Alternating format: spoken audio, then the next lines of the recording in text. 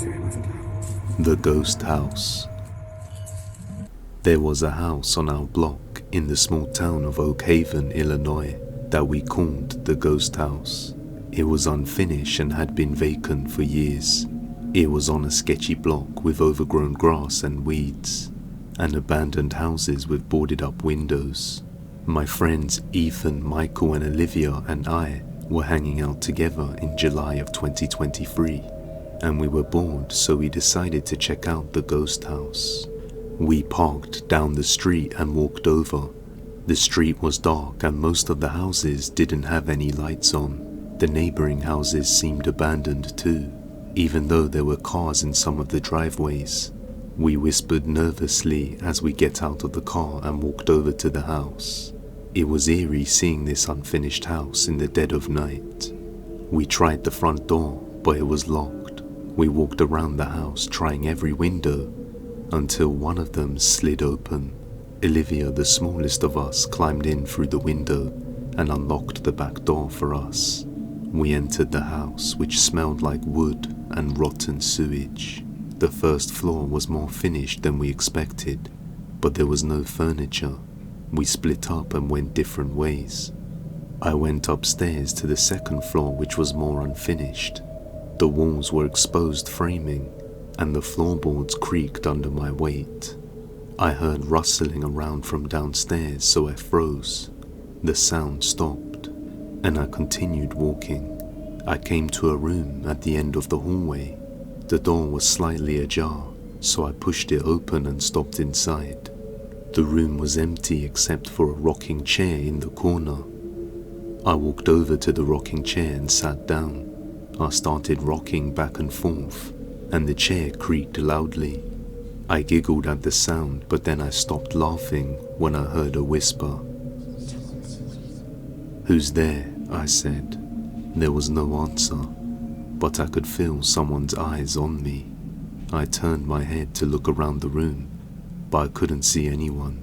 I stood up and started to walk back to the door, but then I heard the whisper again, "Don't go." I turned back around and looked at the rocking chair.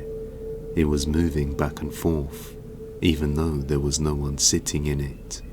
I backed away from the rocking chair and ran out of the room. I ran downstairs and out the back door. I saw my friends standing in the backyard waiting for me. "What's wrong?" Michael asked. I couldn't speak. I just pointed back to the house. "We need to get out of here," Olivia said. We all ran back to the car, but as we were getting in, we heard a loud crash from inside the house. We turned around and saw that the front door had burst open, and a figure was standing in the doorway. The figure was tall and thin, with long pale skin and sunken eyes. It was wearing a tattered black dress, and its hair was matted and tangled. The figure's lips curled into a wicked smile, and it raised its hand towards us. We screamed and jumped into the car. Ethan slammed the door shut and started the engine. We sped away from the house, not daring to look back. We didn't stop driving until we were miles away from Oak Haven. We were all shaken up by what had happened, and we didn't talk about it for days. But I still think about the ghost house sometimes, and I wonder what would have happened to us if we hadn't escaped when we did. The mansion in the woods. My friends and I lived in a small town on the edge of a vast forest. The forest was dark and mysterious, and it was always filled with rumors of strange creatures and haunted places. One of the most popular rumors was about a mansion that was hidden deep in the woods. The mansion was said to be abandoned, but it was also said to be haunted by the ghosts of its former owners. The owners were said to have been a wealthy and eccentric family who had gone mad and killed each other in a fit of rage. My friends and I were always fascinated by the rumors about the mansion. We would often talk about it after school, and we would dream about one day exploring it for ourselves. One summer night, we finally decided to visit the mansion. We were all scared, but we were also excited. We packed our backpacks with flashlights, snacks, and water, and we set off into the woods. We walked for hours, following the winding paths through the trees.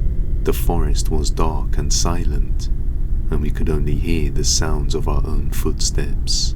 Finally, we reached the mansion. It was even bigger and more imposing than we had imagined. It was surrounded by a tall iron fence, and the gates were locked. We tried to climb the fence, but it was too high. We were about to give up when we noticed a small hole in the fence. We squeezed through the hole and found ourselves in the backyard of the mansion. The backyard was overgrown with weeds and wildflowers. There was a broken fountain in the center of the yard and a crumbling stone patio. We walked up to the back door of the mansion. It was locked, but the doorknob was loose. We wiggled the doorknob until it opened, and we stepped inside. The inside of the mansion was even more eerie than the outside. The furniture was covered in dust sheets, and the walls were lined with cobwebs. The air was thick with the smell of mildew and decay. We explored the mansion from top to bottom. We found empty rooms, broken furniture, and boarded up windows. We also found a few rooms that still had some of their original furnishings. In one room, we found a dining table set with a feast. The food was rotting and covered in mold, but the table was set for 8 people. In another room, we found a ballroom. The ballroom was filled with dust, but we could still imagine the grand balls that must have been held there in the past. As we explored the mansion, we couldn't help but feel like we were being watched. We would hear noises coming from empty rooms, and we would see shadows moving in the corners of our eyes. We were starting to get scared, but we were also determined to explore the entire mansion. We finally came to the attic.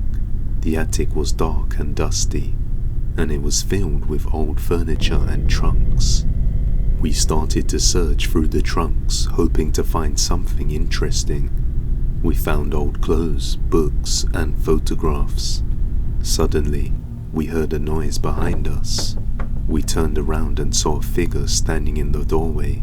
The figure was tall and slender, with skin so pale it was almost translucent. Its eyes were sunken and black, and its mouth was twisted into a permanent sneer. It was wearing a black cloak that seemed to be made of shadows. It swirled around the figure, obscuring its features and making it impossible to tell what was underneath. The figure opened its mouth and let out a blood-curdling scream. We screamed and ran out of the attic. We ran down the stairs and through the mansion, trying to find a way out. We got lost in the mansion. We ran through room after room, but we couldn't find the exit. We were starting to panic. We heard the figure behind us. It was getting closer. We ran into a room and hid behind a dresser. We held our breath and listened. We could hear the figure moving around the room. It was getting closer and closer, but eventually, it left the room and went down the hallway. We got up from behind the dresser, and suddenly we heard a growl. We turned around and saw a demented, deranged animal coming towards us. The animal was fairly small and hairy, with sharp teeth and claws. It was dark and we couldn't tell what it was, but it lunged at us and we screamed and ran. The animal chased us through the mansion and we ran as fast as we could, but the animal, or should I say creature, was faster. It caught up to us and bit my friend on the leg. My friend screamed in pain and almost fell to the ground. Full of adrenaline, he managed to swing his flashlight at the animal and knock it over. Then he started limping as fast as he could. This happened in an instant and there wasn't much time to react, so the rest of us ran on. We couldn't stop. We finally found the exit to the mansion. We ran outside and lent a shoulder to our injured friend as we continued to traverse the woods, for which felt like hours. We didn't stop until we were miles away. After making it back, our friend showed us the bite mark on his leg, and we knew we had to take him to the hospital. We waited patiently for the diagnosis until finally one of the doctors came up to us and said his leg had been infected by whatever bit him and was spreading at an alarming rate. Unfortunately, the only course of action was to have his leg amputated. We never went back to the mansion in the woods ever again, and we all agreed to never explore the place again. But I still find myself wondering just what were those abominations we saw in there. The abandoned hospital. It was the year 2021. Alex, a college student studying journalism, had always been fascinated by the paranormal. He had written a few articles about local ghost stories, and one day, he read an article about an abandoned hospital in the nearby town of Elmwood. The hospital had been closed for over 20 years, and it was rumored to be haunted by the ghosts of former patients and staff. Alex was intrigued, so he decided to investigate. He gathered a few of his friends who were also interested in the paranormal, and they made plans to visit the hospital on a Friday night. They arrived at the hospital late at night. The building was dark and silent, and the only sound was the wind whistling through the broken windows. They entered the hospital through a smashed window and found themselves in a dusty, cobweb-filled lobby. As they explored the hospital, Alex couldn't help but think about the people who had once been there. He imagined the patients who had suffered and died, and the staff who had worked so hard to help them. They came to a long dark hallway. The only light came from the occasional flickering fluorescent bulb. They could hear the sounds of their friends echoing through the hallway, but they couldn't see them. Suddenly, they heard a woman screaming. They ran towards the sound and they found a door that was slightly open. They pushed the door wide open and found themselves in a surgical room. On one of the surgical beds was a woman lying in a pool of blood. Her eyes were closed and she wasn't moving. Alex and his friends were horrified. They ran out of the room and didn't stop running until they were out of the hospital. They were so shaken up by what they had seen that they decided to take a break outside. They caught their breath and talked about what they had just seen. "I don't know about you guys, but I want to go back in," one of Alex's friends said. "I need to find out what's going on in that place." Alex and his other friends were hesitant, but they eventually agreed to go back in. They were determined to explore the whole place and find out what they had just seen. They entered the hospital again and made their way back to the surgical room. They wanted to see if the woman was still there. When they opened the door, they saw that the woman was gone, but the blood was still there. They stood there for a moment, trying to process what they had just seen. Maybe it was just a hallucination, one of Alex's friends said. "No way," Alex said. "I saw her as clear as day." They decided to head to the rooftop to get some fresh air. They were all feeling uneasy about being in the hospital. As they were climbing the stairs to the rooftop, they heard a loud bang on the floor below. They stopped and listened. There was no other sound. Alex and his friends looked at each other. They knew they had to go down there and check it out. They slowly climbed back down the stairs.